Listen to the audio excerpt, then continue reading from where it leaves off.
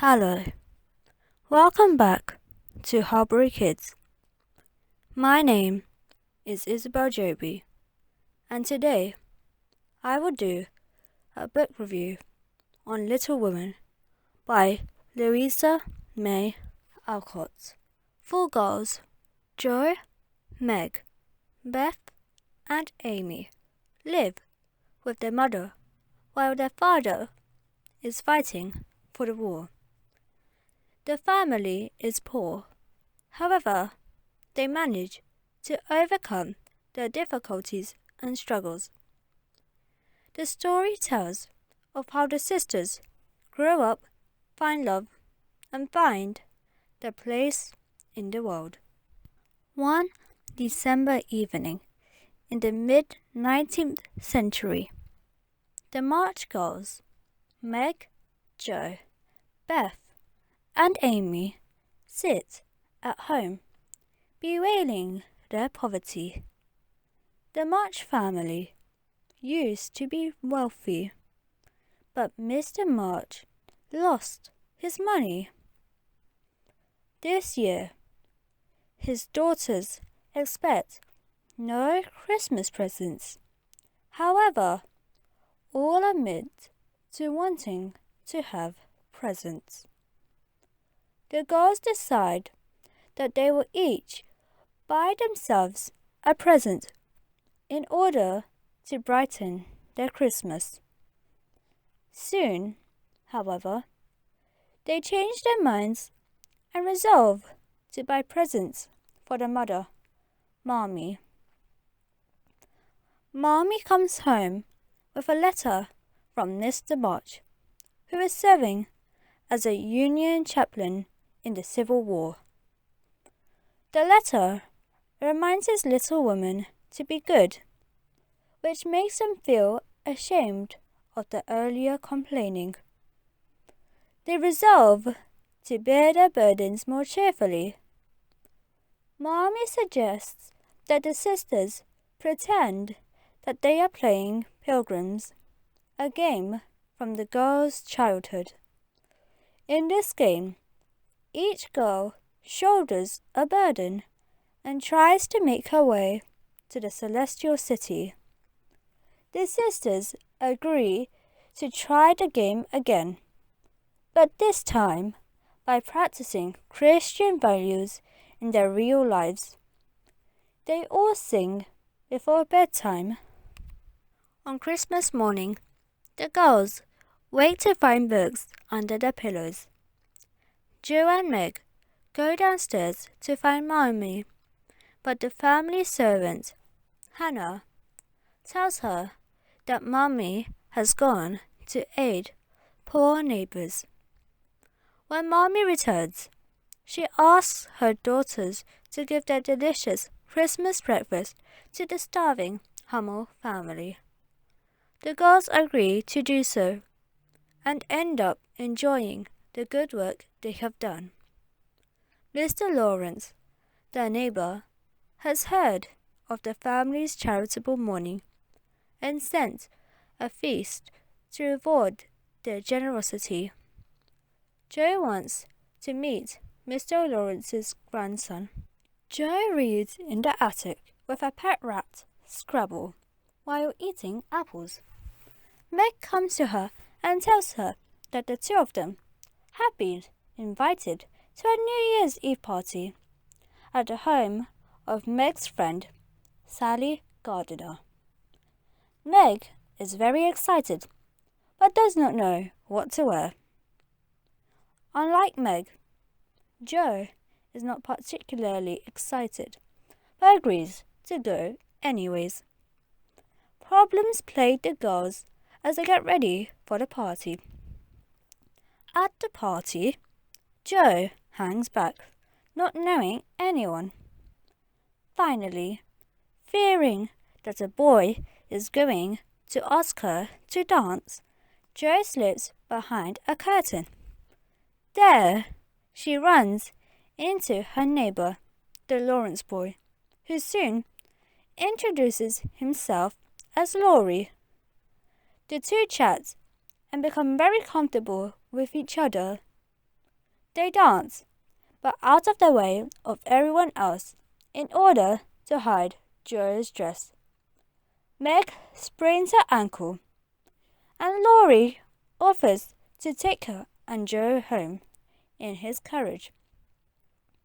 When they arrive home, Meg and Joe tell their younger sisters all about the party.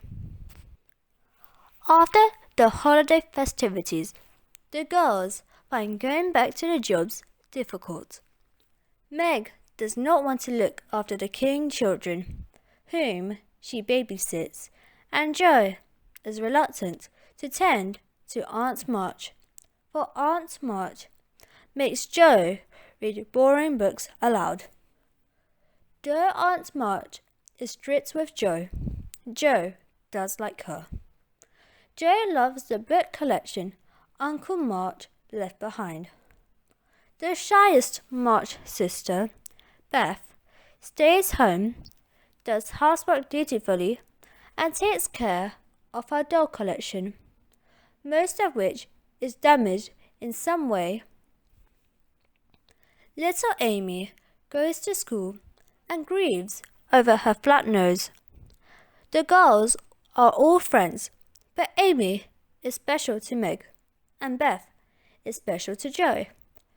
When the sisters are finished with work, they tell stories from the day to entertain each other.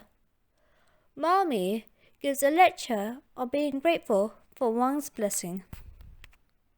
One winter afternoon, Joe goes outside to shovel a path in the snow. While she is outside, she sees Laurie in a window. She throws a snowball at the window to get his attention. Laurie leans out and tells Joe that he has been ill. Feeling sorry for him, Joe says she will go keep him company if it is all right with her mother. Mommy permits her to go, and Joe arrives at Laurie's house. They chat and laugh all afternoon. Laurie tells Joe that he is lonely and longs to be friends with her family. When Laurie must leave to see the doctor, Joe stays in the room.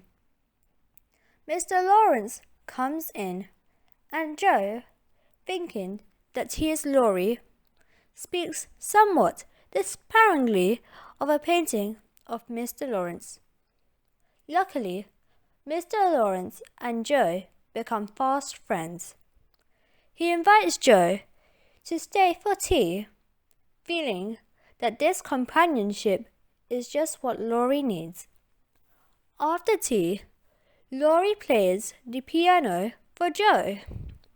This activity upsets Mr. Laurence, who does not want Laurie to pursue music. Joe goes home and tells her family all about the lovely day and the gorgeous house. The March girls start spending time at the Lawrence's house. Meg loves to walk in the greenhouse there, and Amy loves to look at the artwork. Beth loves Mr. Lawrence's piano, but she is still afraid of him. She will not venture far inside the house. Mr. Laurence learns of Beth's fears and comes over to the Marches' houses one night, talking about how no one plays the piano and how no one is around the house during the day. With that assurance, Beth decides to venture into the house during the day and play the piano. Unbeknownst to her, Mr. Laurence sometimes leaves his door open to hear her play. Beth reminds him of his beloved granddaughter who passed away. After a while, Beth makes Mr. Laurence a pair of slippers to show her gratitude. In return, he sends her the little piano that his granddaughter owned, which thrills Beth. Joe tells Beth that she should go and thank him, thinking that her shy sister would never be so bold. To everyone's surprise, Beth marches over to Mr. Lawrence's house and kisses his cheek. At Amy's school, the girls trade pickled limes, a fashionable treat at that time. Amy is worried because she has been given many limes but doesn't have the money to buy limes for her friends in return. Taking pity on her little sister, Meg gives Amy money to buy some limes.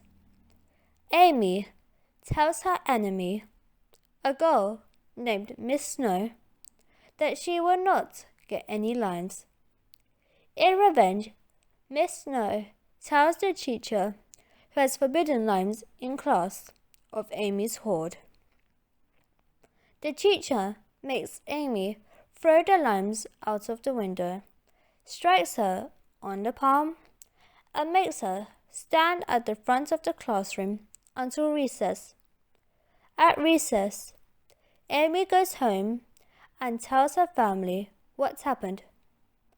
They are not sorry for her punishment, for she did wrong, but they are upset that she was struck on the palm. Mommy decides that Amy may have a vacation from school and learn at home with Beth. Jo and Meg are going to play with Laurie, and Amy wants to go too. Jo tells her, a bit harshly, that she cannot go because she was not invited. Angered, Amy tells Jo that Jo will be sorry. During the play, Jo feels some remorse for her bad treatment of her little sister. The next day, Jo finds her manuscript missing and discovers that Amy has burned it. Jo says that she will never forgive Amy because that book was her pride and joy. Amy apologizes and Mommy warns Jo, but Jo is not ready to forgive Amy. The next afternoon, Jo and Laurie go skating and Amy tries to follow. Laurie warns Jo that the ice is thin in the middle, but Jo does not pass on the message to Amy. Amy falls through the ice, and Jo hesitates for a moment, paralyzed with fear. Finally, Laurie comes to Amy's rescue. At home, Jo confesses to Mommy that her anger overwhelms her. Mommy admits that she too struggles with controlling a quick temper. Jo is amazed and bolstered by this revelation, for she has always seen Mommy as a perfectly calm person. Amy and Jo end their quarrel and make up.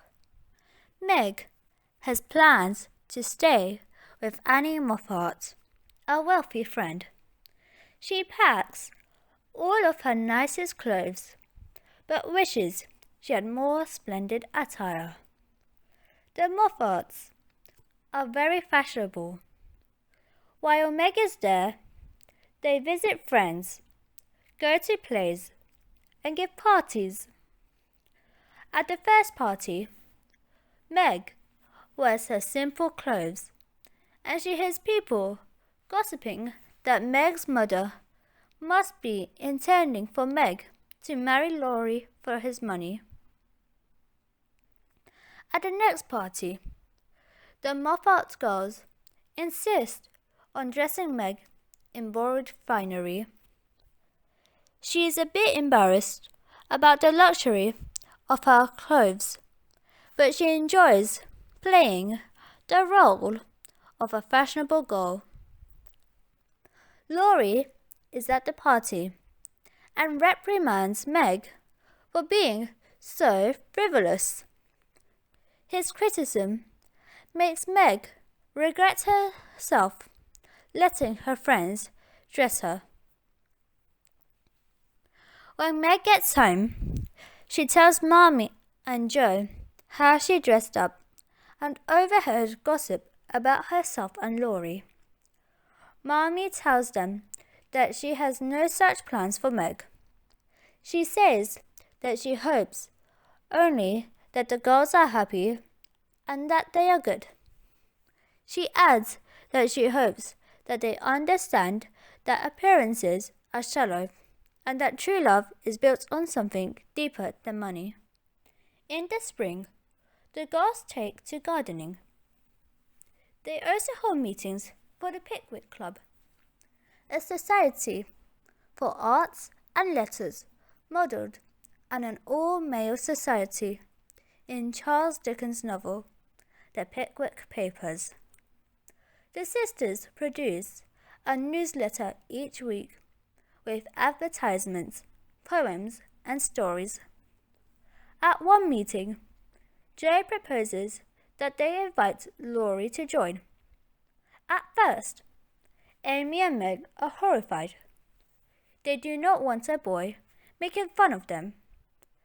As soon as they give in, Laurie bursts out of the closet where he has been hiding. He presents the club with a postal box to be put between the houses so that the March sisters and Laurie may pass things back and forth. During the summer, the King family, for whom Meg is the governess, and Aunt March go on vacation, leaving Meg and Jo free from their duties. Relieved, Meg and Jo decide to do nothing at all with their newfound freedom. The younger girls, Amy and Beth, also take a break from their studies. After the girls neglect their chores for almost a week, Mommy and Hannah take a day off as well. That day, the girls fail miserably at running the household smoothly. They soon discover that Mommy has taught them a lesson about the importance of everyone doing at least a little work. One July day, Meg receives one glove in the postbox, though she has lost them both and wonders where its pair is. With the glove comes a German song translated by Mr. Brooke, Laurie's tutor. Laurie has also sent an invitation to a picnic to be held the next day. The following day, the March girls attend the picnic along with various other guests: Sally Gardiner, Ned Moffat, Annie Moffat's older brother, Mr. Brooke, Laurie's British friends Fred and Kate Van, and their siblings Frank and Grace Van. During the picnic, Fred cheats in a game of cricket. Jo notices and is annoyed, but manages to control her temper. When Kate discovers that Meg works as a lonely governess, Kate is first rude and then patronizing. Mr. Brooke defends Meg, which leads to a long conversation between him and Meg. Meanwhile, Grace and Amy chat about ponies and Europe, and Beth has a conversation with Frank, who has a hurt leg. As the party breaks up, even the condescending Kate says the American girls are nice. Laurie swings idly on his hammock and spies on the March girls walking out to a hill. There, the sisters sit working, knitting, sewing, drawing, and reading. Feeling left out, Laurie asks if he may join them. They admit him under the condition that he contributes something useful, as is consistent with the work ethic of the Girls' Busy Bee Society. Laurie's contribution is his reading of a book to the sisters. While they work, all 5 friends discuss their dreams. Laurie wants to become a famous musician, Jo a famous author, and Amy a famous artist. Meg wants to be rich so that she does not have to work. And Beth wants everyone to be happy and together. Upset that Laurie cannot follow his dream, Joe tells him to run away from his grandfather, who does not want him to be a musician. Sensible Meg tells Laurie to ignore Joe's advice and to be good to both his grandfather and to Mr. Brooke. Laurie decides to follow Meg's advice. Joe finishes the manuscripts for 2 stories and brings them to a newspaper man in town without telling anyone. She is very anxious. She meets Laurie as she comes out of the news office. After he pleads with her to tell him what is going on, she confides her secret. Laurie then tells Joe his secret, that Mr. Brooke has kept Meg's glove and carries it with him wherever he goes. This secret disgusts Joe because she hates the idea of someone loving Meg and taking her away. Laurie, in an attempt to jeer Joe, persuades her to race him down a hill. In a wild, messy state, they encounter Meg, who has just visited the gardeners. Meg reprimands Joe, though she secretly feels tempted to join their romp. For about a week, Joe behaves strangely. Then, one day, she reads a story aloud from the paper and announces at the end that the story was hers. She has not gotten paid, but she says that she will for future stories. She feels wonderfully independent. November arrives, and everyone is glum. Mommy receives a telegram saying that Mr. March is ill and that she must go to Washington, D.C. to be with him. Mommy sends Laurie to ask Aunt March for money and Beth to ask Mr. Laurence for wine. In the spirit of the moment, Joe runs out to find a way to contribute. Later, Mr. Laurence offers Mr. Brooke as a travel companion for Mommy, and she gratefully accepts Mr. Brooke's company. Joe returns home, having earned $25 by selling her hair. Pretty Amy is horrified that Joe has lost one beauty. Joe, however, is not sad until late at night, when she cries a little for her lost hair. Mommy departs, and the girls communicate with her by letter. The girls write letters in their own ways. Meg writes of everyday events in a refined way. Joe writes impassioned letters with slang and silly poems. Beth sends simple notes of love, and Amy strives for sophistication, but ends up discussing trivialities. Hannah writes misspelled letters about home life, while Laurie writes short, humorous tidbits, and Mr. Laurence writes informative and sincere notes. For a while, the girls are extremely diligent in their work, but they soon grow lazy again. Mommy had asked her daughters to visit the Hummels every day, but Beth is the only one who has done so. One day, Beth asks that another sister take her turn visiting the Hummels, but her sisters, wrapped up in their own pursuits, ignore her. Finally, when no one else will go, Beth goes again. When she returns home, she tells Joe that the Hummel baby has just died from scarlet fever. She says that she feels strange and fears that she might have the disease too. Luckily, Joe and Meg have had it already, so they are not in danger of contracting the illness if Beth does in fact have it. Hannah decides that Dr. Bangs should be sent for to look at Beth. He arrives and says that she shows symptoms of the disease. The family decides to send Amy to Aunt March's since Amy is susceptible to scarlet fever. But she will not go until Laurie promises that he will come visit her every day. At Aunt March's, Amy is harassed by her aunt-speaking parrot and finds herself miserable. Beth is much more seriously ill than anyone supposed.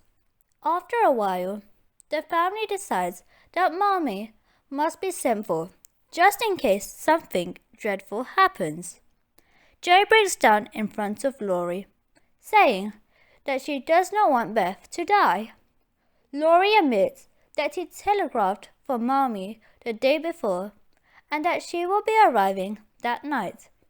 Around 2 in the morning, Jo and Meg notice a change in Beth. The fever and the pained look are gone. Jo whispers goodbye to her sister. Hannah, however, announces that the fever has broken. Beth is not dying, but rather recovering. The doctor confirms the good news and Mommy arrives. During Beth's illness, Amy has had a hard time living with Aunt March. Though Aunt March likes Amy, she makes her niece work very hard. For consolation, Amy turns to the servant, Esther, who tells stories and plays with her among Aunt March's old dresses and jewelry. After a while, Esther tells Amy that she finds solace in prayer. She even tells Amy that she will help set up a small shrine for her. Esther then reveals that Amy is to receive her aunt's turquoise ring. From then on, Amy behaves extremely well so as to be assured of getting the ring. She and Esther set up a chapel in a dressing closet, and Amy derives comfort from praying there. Amy also decides to make a will. In case she falls ill and dies, she has Esther and Laurie serve as witnesses. Mommy watches carefully over Beth, while Laurie goes to Aunt March's to tell Amy of Beth's recovery. Later, Mommy also comes to visit Amy. Amy shows her the chapel, which Mommy approves of as a quiet place for quiet reflection. Amy also asks Mommy if she may wear the turquoise ring that Aunt March has now given her. She wants to wear it to remind herself not to be selfish, and Mommy approves of this plan. When Mommy gets home, Jo tells her that Mr. Brooke has Meg's glove. Mommy asks Jo if she thinks Meg cares for Mr. Brooke, and tells Jo that Mr. Brooke has confessed an interest in Meg. This unwelcome revelation saddens Jo, who does not want to lose Meg. Mommy says that she too would like Meg to remain in the house until she is at least 20 years old. Jo says that she wanted Meg to marry Laurie and live in luxury. Meg comes in, and Mommy evaluates how Meg reacts to the discussion of Mr. Brooke. She decides that Meg does not love him yet, but she will learn to love him soon. Jo has trouble keeping secret the potential courtship between Meg and Mr. Brooke. Laurie tries to get the secret out of Jo and grows annoyed when he cannot. In the meantime, Meg receives a letter, allegedly from Mr. Brooke, declaring his love. She answers it before Jo gets a chance to tell her that Laurie probably wrote it. The reply from Mr. Brooke says that he has never written a love letter. Jo says that she thinks Laurie wrote this letter, and the only one with the glove. Sure enough, Laurie comes over, confesses and apologizes. Meg and Joe tell him never to reveal the story to anyone. Laurie leaves, and Joe decides to let him know that she is not angry with him. She goes over to the Laurence house, where Laurie is in a terrible mood. His grandfather has demanded to know what is bothering Laurie. Laurie has refused to tell him, and they have quarreled. Upset, Laurie tells Joe that he wants to run away. In order to help, Joe explains Laurie's actions to his grandfather, who writes a note of apology to his grandson. Christmas arrives, and everyone is very merry. Laurie and Joe make a snow woman for Beth, and everyone else gets lovely presents too. The Lawrences and Mr. Brooke surprise the family by bringing Mr. March home for Christmas. They have a very joyful time, and Mr. March tells the girls how much each of them has grown up. Joe is upset, however, because she can feel Meg slipping away from the family in her preoccupation with Mr. Brooke. Meg becomes nervous and blushes whenever Mr. Brooke is mentioned. Her parents think that she is too young to be married, and in order to follow their wishes, she prepares a speech of rejection in case he makes advances. When Mr. Brooke comes over, she softens somewhat in his presence. Nevertheless, when he professes his love for her, she tells him she is too young. Aunt March arrives in the middle of this encounter. Mr. Brooke steps out, and Aunt March lectures Meg, telling her that she should marry someone wealthy. Aunt March's tirade makes Meg defend her right to love and marry Mr. Brooke. After Aunt March is gone, Mr. Brooke comes back into the room, confessing that he has heard Meg's conversation.